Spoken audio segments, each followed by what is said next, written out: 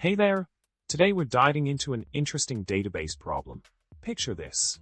You have a MySQL table called members, filled with data on member IDs and scores. But wait, there's a twist. The scores column might not be integers. How can we work around this issue? Let's find out together. The solution to our problem involves a clever SQL query.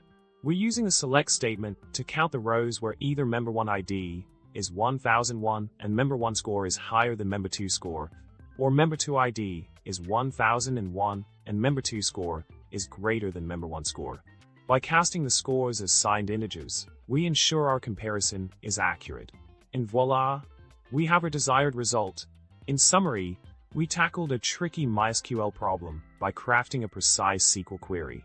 By casting the scores as integers, we could accurately compare them and obtain the desired count. I hope you found this solution helpful. Remember to like, subscribe, and drop a comment below. Until next time, happy coding!